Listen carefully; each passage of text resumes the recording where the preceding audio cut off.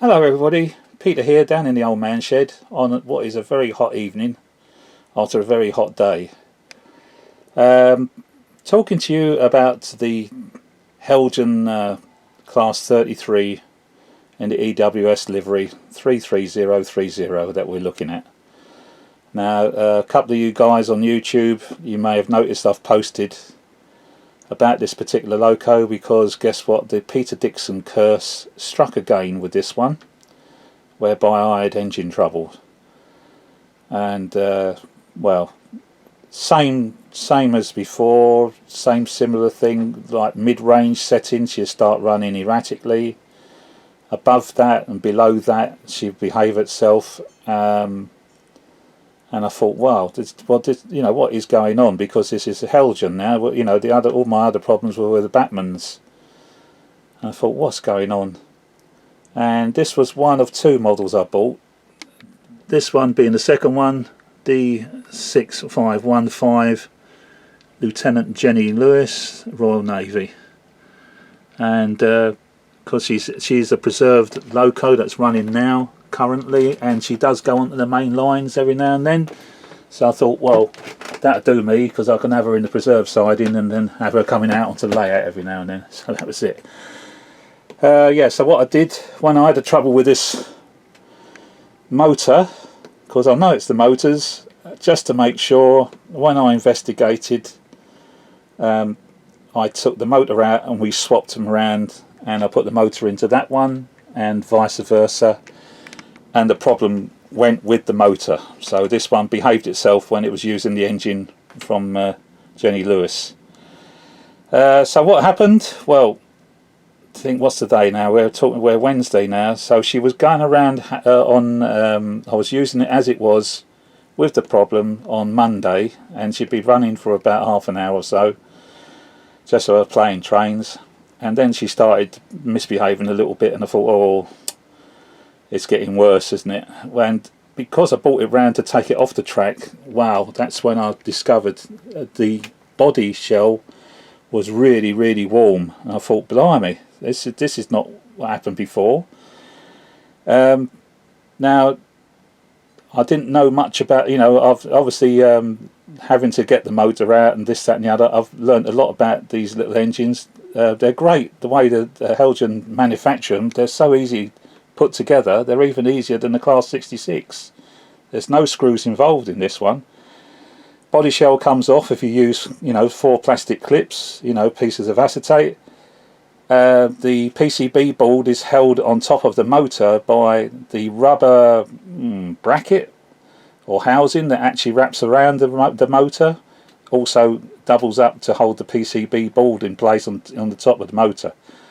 So there's no screws involved, it's just this rubber housing that does everything. Anyway, as I said, the body was hot. I took the body shell off. Well, the PCB board underneath, which had the microchip, the decoder stuck to it with black tack, well, the black tack was all melting. It was like bloody chewing gum, because that was so hot. I thought, flipping heck, and they moved that off to the side to get to the motor itself and whip the motor out. Well, I couldn't hold the motor. The body shell, the metal body shell around the motor was so hot. I mean, obviously you can't say it was red hot, but it's just dangerously hot. And I thought, I've just got to do this in time before it's done any damage to anything, before any plastic or anything. Right, so I knew there was a trouble with the motor, because I swapped them around and I knew it was the motor. Gauge Master are the people that are responsible for Helgen spares, and got onto them, but no spares available. Certainly not for the 33. They've got nothing. So I thought, oh well, this is no good. I've got the new motor. So I thought, well, I'm not going to send it back though, but I'll get onto Olivia's Trains, who supplied the loco, and they were brilliant. Told them what had happened. Told them what I did, and they said, okay, if you're happy that you just get the replacement motor if that's what you want. I said, yes. I said, but you haven't got any motors, there's none in the country. I said, no, that's the right service. So what we do, after checking it out, we'll take a motor from an existing loco that we've got here, and we'll send that to you, and you can send us back your motor, and then we'll send it off to Helgen with a say, you know, what's gone wrong with this. And that was, so when did this all go wrong? This all went wrong, really wrong, on Monday. I spoke to them yesterday morning.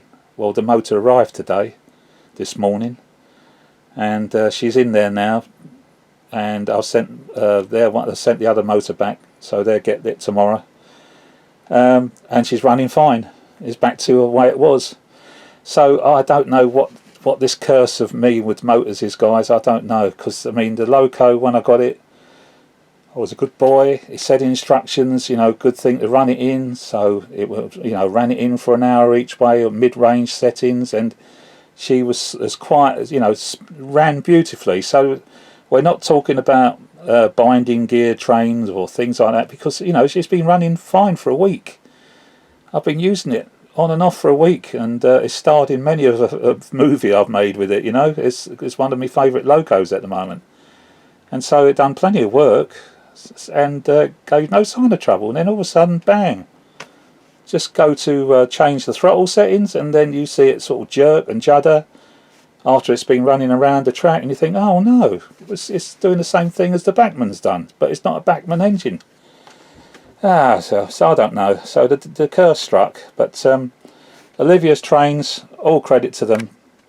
They was brilliant to say. They've sent me the motor, and she's in there, and we're back and I'm running again. So thank you, Olivia's. Right, okay, so while we'll have a little close-up look at this before I sign off, and we'll have it running around the track for a couple of layouts. As I say, bought it from Olivia's Trains.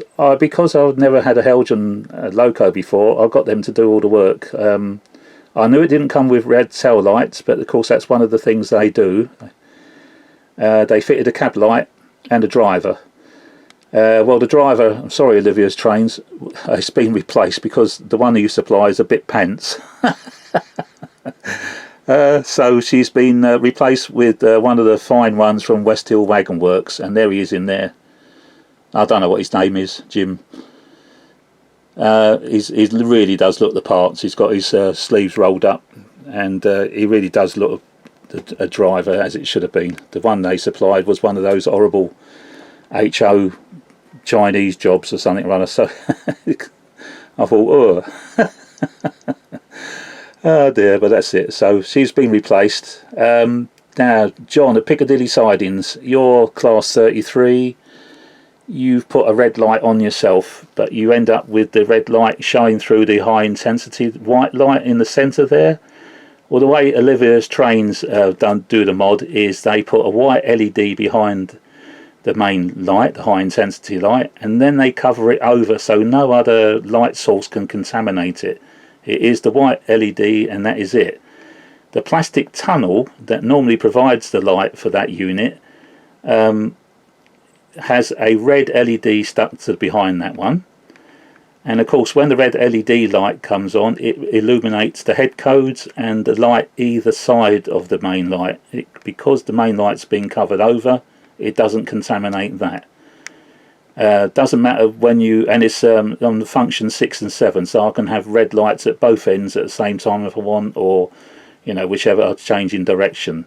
So the white line is the white light is directional travel, and what happens there is the white LED is on for the high intensity light, and the head code. Oh, sorry. The head code is illuminated by the bulb that comes with the model, so that illuminates the head code and the lights either side. So, which is why there's two variations of colour. You've got the white bright LED light, and you get the yellow of the Helgen bulb that's in there. So that's how they do the lights, John. That's how you can get away with not having the red light coming through the middle there. Yeah, it's done the cab light, little LED in there. But then now I know, because I've had to get the motor out, this is so easy. I mean, there's no screws involved. The 4 strips of acetate to get the 4 clips off the body shell comes off very easily. As I say, the motor is very similar to the Class 66 in its setup, that you just hook the motor out from the top without having to undo bogies or anything else, and she slips out from its universal couplings, and and you've got the motor in your hand in seconds, and everything's plugs, so you just unplug everything. The PCB board is held in place using the rubber, well, what I don't know what you call it, the rubber mountings that the motor uses to shield it from vibration and everything. So yeah, no screws involved at all. So when I got the issue with the motor, I've been able to get in and out of this thing very quickly, and which means that if I get any more, I'll do all the work myself because it's so straightforward. What else is there to look at? So while we're looking, before I get her on her way, the detail is fantastic. But you know what? They come fitted detail at both ends, and you think to yourself, oh, when I put the standard coupling on, I'm going to have to cut all that detail off of one end. Well, no. Good old Hunt couplings again. There's a Hunt coupling fitted in there, a close one as well, with a close one on the wagon. And because it is a magnet, the hook that you probably would say interferes with the bogies as it goes round, in this case the third radius curve, but she does absolutely equally as well on my second radius curves. The magnet has got that hook stuck to it, so it's not going anywhere. It just travels with that hook as it goes round. As you'll see, I'll show you when I get it running. So good old Hunt couplings again. Yeah. Right, let's get her going. Right, okay, so I'm going to be starting up the engine and sending her for a few laps of the layout in a minute. But before then, thank you new subscribers, and for those that are sticking with me. I really appreciate it. I hope you like what you see. Not the biggest of layouts and things, unlike my mate Alan at Dragon Junction Mark II. Absolutely brilliant, Alan. Your new layout, wow, you must be over the moon, because I think you've actually created more playability now that you've re-amended everything. You've got a lovely container area, and you're working on engine sheds, and of course you don't have to be ducking underneath any boards to get into your shed now. It's easy access, but you've got so much more layout to work with now, so much better than what you had before. I have to say, my friend, it's brilliant, really, really good.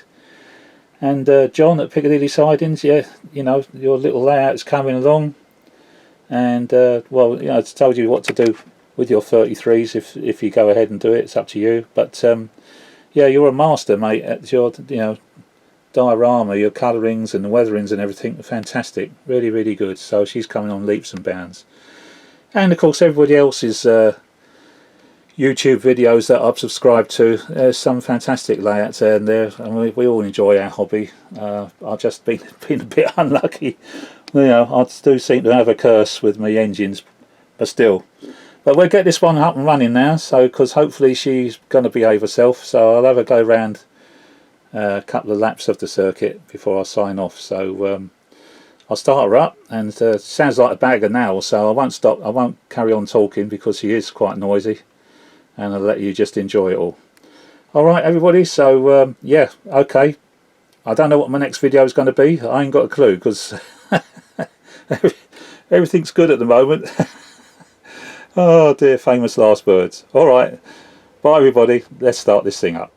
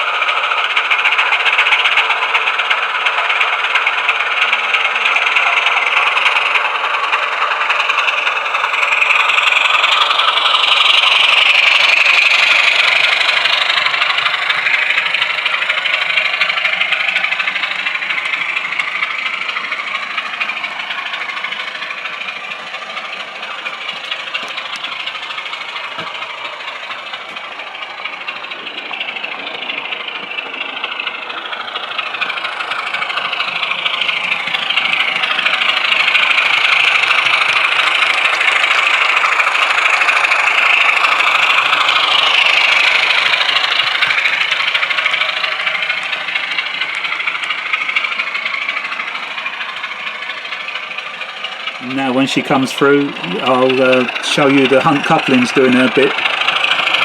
Bear in mind these are close fitting couplings.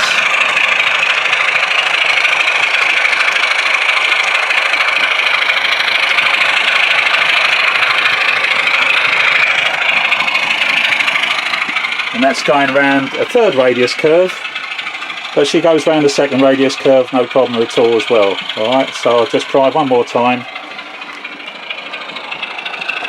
And so I've not had to cut off any detail.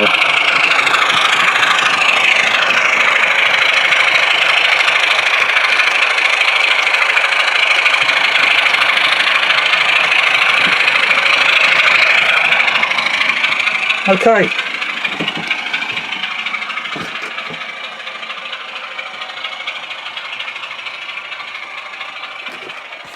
I'm going to stop it at that, bring her to a halt. You hear the old squeaky brakes. I hope he sets it right.